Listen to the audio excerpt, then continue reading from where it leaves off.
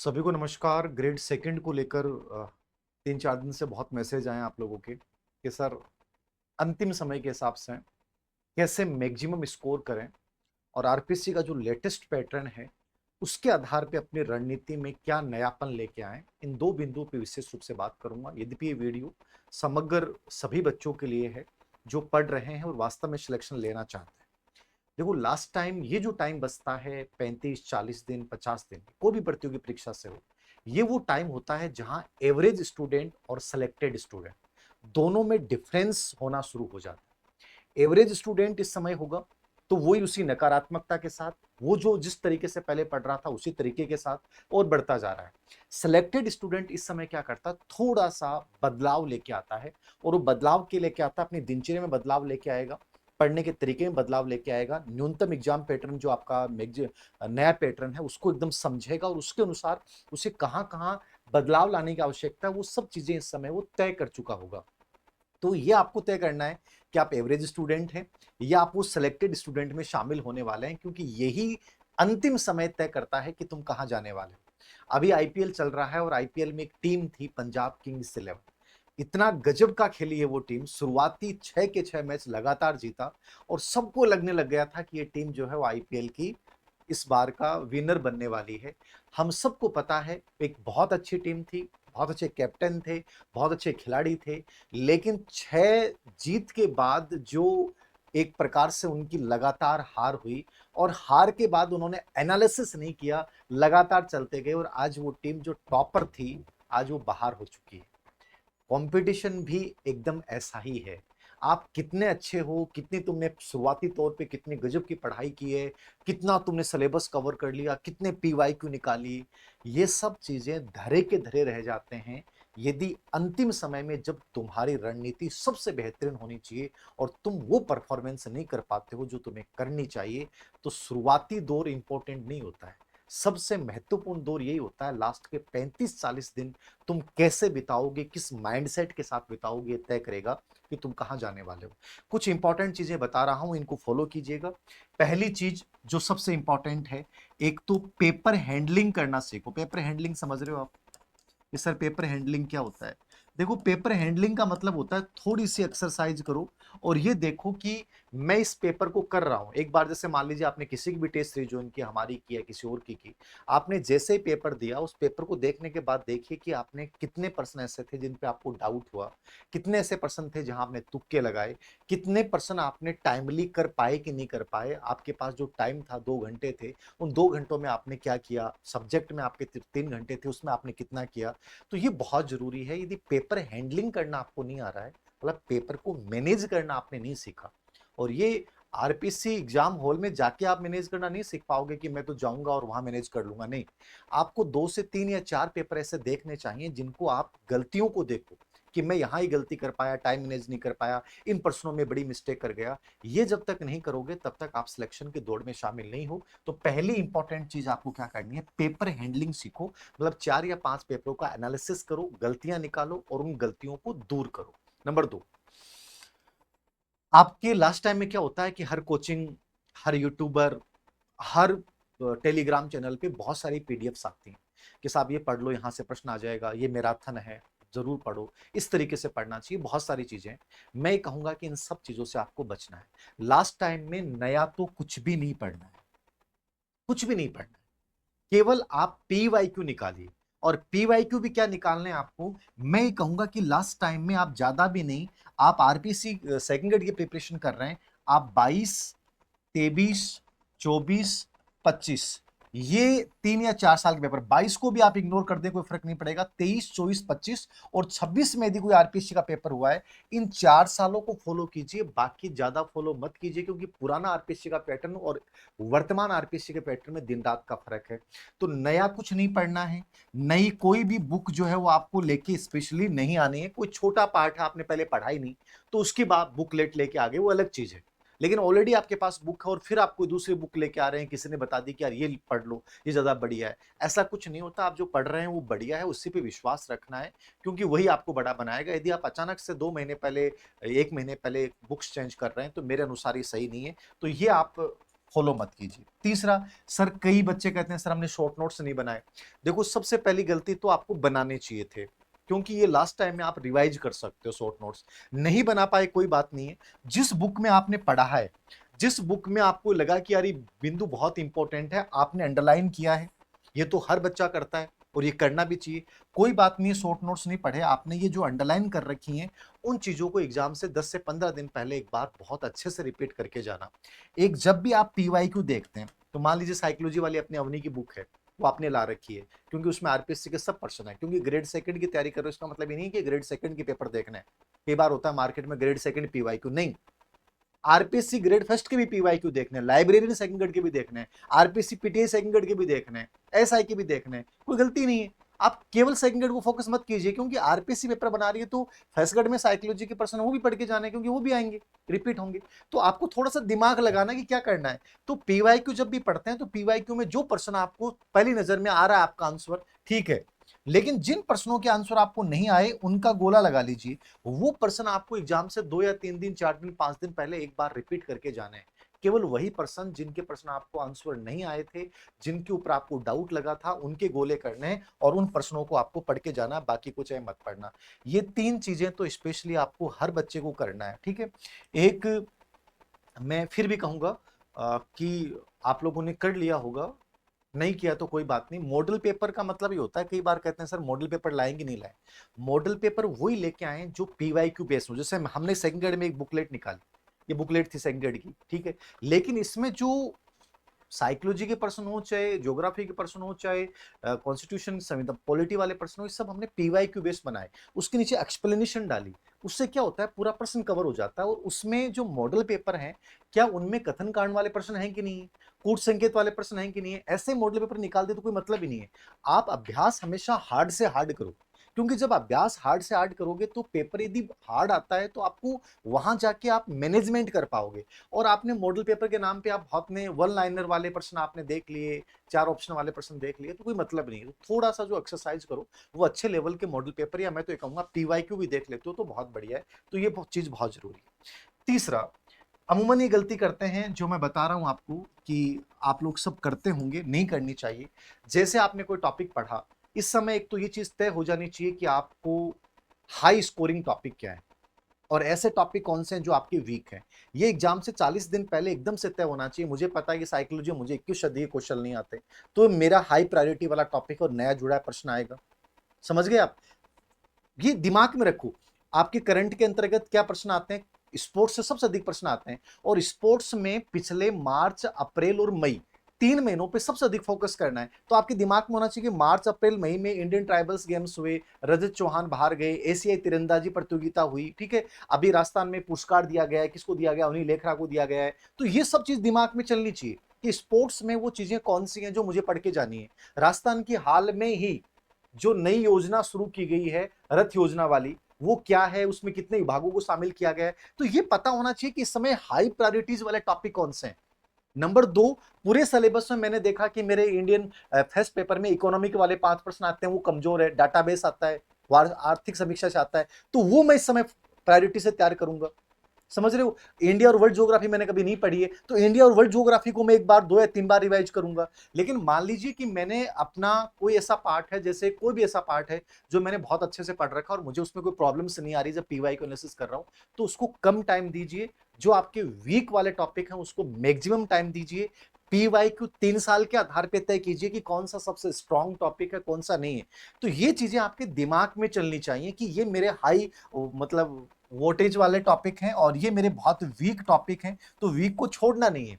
जो आपको समझ में आ रहे हैं इसका मतलब वो आप एग्जाम हॉल में भी कर पाओगे, आप यदि महीने में एक बार भी रिवाइज करके तब भी कर पाओगे।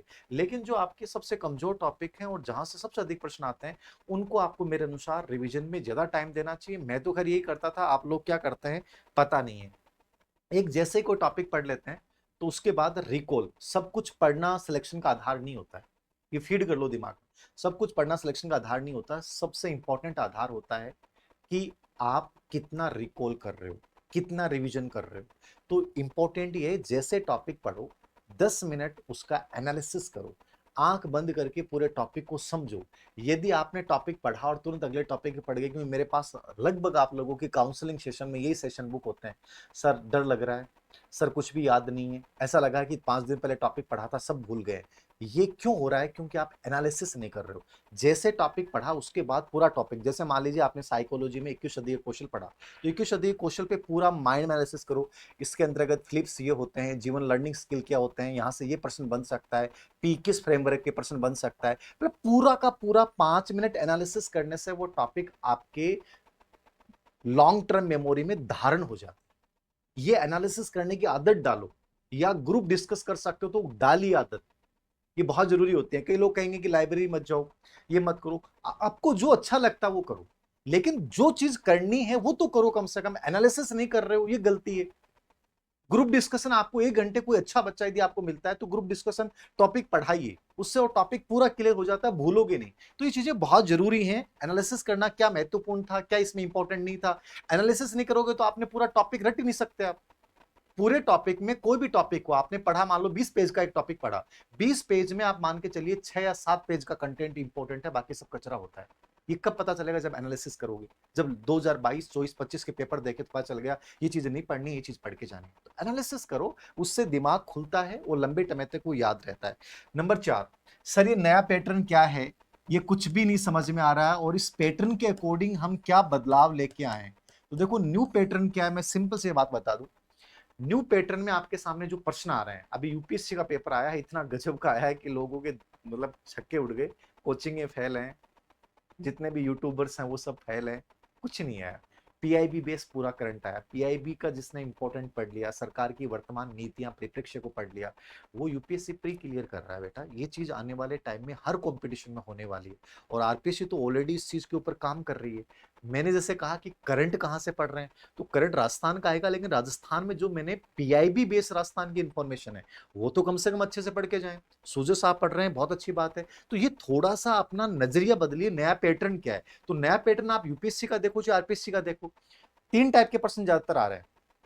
आपके 100 प्रश्न आ रहे हैं तो कथन कांड के उसमें से 10 से 15 प्रश्न आ रहे हैं। अब वो 10 से 15 या 20% जो भी आ रहे हैं, 15 से 20%, अब कथन कांड वाले प्रश्न आपके गलत नहीं होने चाहिए।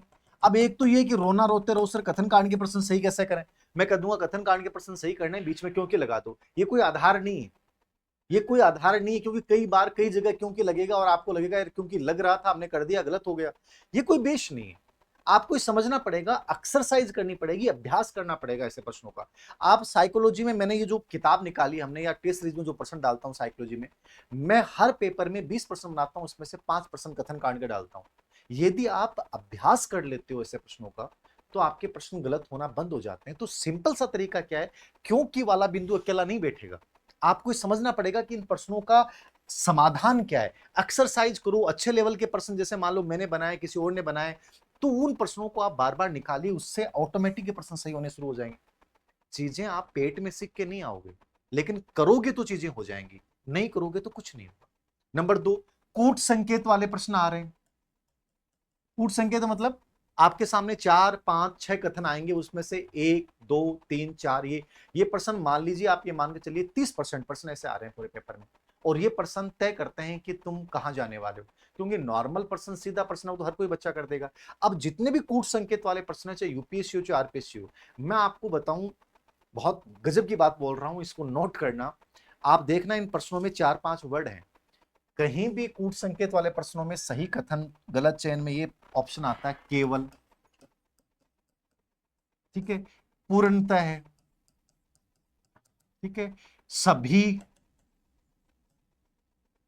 ये ऑप्शन देखना, मैंने 4 5 वर्ड निकाले, सदैव, ये मैंने पूरा एनालिसिस किया है, कभी नहीं, ये ऑप्शन जहां कहीं भी आते हैं इसका मतलब वो प्रश्न लगभग गलत होने के चांसेस क्या हैं, बढ़ गए। मतलब वो ऑप्शन आपको नहीं करना है। ये मेरा एनालिसिस है, ये आप खुद भी कर सकते थे। कूट संकेत वाले प्रश्न गलत ही नहीं होंगे। डरिए मत चीजों से, मुकाबला करोगे समाधान निकलेगा। मुकाबला नहीं करोगे, रणनीतियां देखते जाना, यूट्यूब पे खूब सारे मैराथन देख लेना, कोई समाधान नहीं है। हर टीचर का अपना एक लेवल होता है, तुम्हारा जो लेवल है ना वो सबसे बेटर है, मान के चलिए। और उस लेवल को बढ़ाने के प्रयास कीजिए, ना कि मेरी बात या किसी और की बातों को अपने दिमाग में थोप लीजिए। पूरे दिन रणनीति के वीडियो देख रहे हो, उनसे समाधान नहीं होने वाला है। थोड़ा सा एनालिसिस करो, प्रैक्टिकल चीजें करो, समाधान निकल जाएगा। तो ये जरूरी है। तो नया पैटर्न कुछ नहीं है, डरने की आवश्यकता नहीं है। ये 2% ट्रेंड करते हैं, इन दोनों प्रश्नों का समाधान बता दिया। सामान्य प्रश्न आते हैं कर दोगे, मिलान वाले प्रश्नों में कोई दिक्कत नहीं आती है, दो भी हो रहे हैं सही हो जाएगा। और एक पेपर हल करते समय चीज दिमाग में रखो कि आप उन्हीं प्रश्नों को अभी जैसे अभ्यास कर रहे हो, अभी हमने सेकेंडरी टेस्ट सीरीज समाप्त कर दिया, अब 3 टेस्ट और करवाएंगे हम, 50-50 और एक पूरा, और गजब के टेस्ट करवाते हैं आपको पता हो। तो उस पैटर्न में हम यही काम कर रहे हैं। आप ये देखो कि जब ऐसे टेस्ट दो आप, तो उसमें ये देखो कि पहले से चीजें करके चलो कि मैं इस पेपर को देख रहा हूं और मुझे इसमें 70% से ज्यादा एक्यूरेसी आ रही है, तो मैं इन प्रश्नों को करूंगा, वरना नहीं करूंगा। फीड कर लो ये चीज। 70% से कम एक्यूरेसी आ रही है, वो पर्सन मैं नहीं करूंगा। फिर आप ये देखिए कि ऐसे कितने परसेंट थे जो 50 से 70% के बीच में थे और वो मैंने नहीं किए, उससे मुझे फायदा हुआ कि नुकसान हुआ। 70% से ऊपर जो मैंने पर्सन एक्यूरेसी वाले किए कि ये होना चाहिए, उनमें मेरे सही हुए कि गलत हुए। ये सब चीजें तुम एग्जाम हॉल से पहले करके देखो, ये तुम्हारी मदद करेंगे रियल एग्जाम में।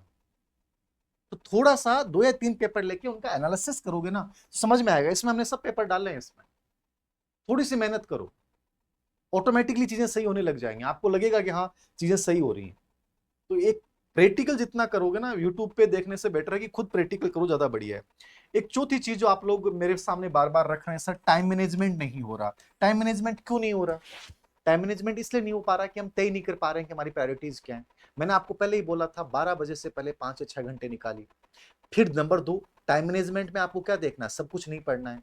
आपको पीवाईक्यू केवल 3 या 4 साल देखिए, दिल्ली का, या सप्ताह में 2 मॉक पेपर निकालिए, लेकिन उनका एनालिसिस कीजिए। अब आपको ये पता चलना चाहिए कि मेरे लिए सबसे स्कोरिंग पार्ट क्या है। अब मान लीजिए कोई बच्चा है वो कहता है कि मैं टीएम नहीं पढ़ूंगा, टीचिंग मेथोडोलॉजी नहीं पढ़ूंगा टाइम मैनेजमेंट में। ये सबसे इंपॉर्टेंट पार्ट है। ये कम समय में तैयार किया जाने वाला पार्ट है जो आपको 40 के 40 नंबर दे जाएगा। साइकोलॉजी ऐसा पार्ट है जिसको थोड़ा सा समझ लिया तो आपके 20% सही हो जाएंगे। लेकिन आप फर्स्ट पेपर के अंतर्गत राजस्थान हिस्ट्री, करंट और इकोनॉमिक्स वाला पार्ट, पॉलिटी वाला पार्ट, बहुत कुछ भी पढ़ लोगे तो गारंटी नहीं है कि उसमें से प्रश्न सही हो जाएंगे आपके। लेकिन ये पार्ट ऐसे हैं जो आपको स्कोरिंग दे के जाएंगे। हाँ, मैं कह सकता हूं वर्ल्ड ज्योग्राफी, इंडियन ज्योग्राफी आपके साथ दगा नहीं करेगी। यदि आपने सही जगह से उस कंटेंट को पढ़ा है, पीवाईक्यू बेस पढ़ा है, तो इंडिया और वर्ल्ड ज्योग्राफी के जो 10 से 15 प्रश्न आएंगे वो आपके सही हो जाएंगे। वहां फैक्चुअल प्रश्न आते हैं, वहां कोई बहुत ज्यादा उलझाने वाला प्रश्न नहीं आता। लेकिन पॉलिटी उलझाएगी। तो पॉलिटी में आपको ये पता होना चाहिए कि मेरे लिए इन इन टॉपिक्स पे मैं अच्छा कर सकता हूं। बाकी इस टॉपिक को पढ़ भी लूंगा तो बहुत ज्यादा फायदा नहीं होगा और बहुत ज्यादा टाइम लगेगा, तो उनको छोड़ दीजिए। 80% सिलेबस को इस प्रकार से कवर कीजिए कि इसको कवर करने के बाद पर्सन मेरे सही हो जाएंगे।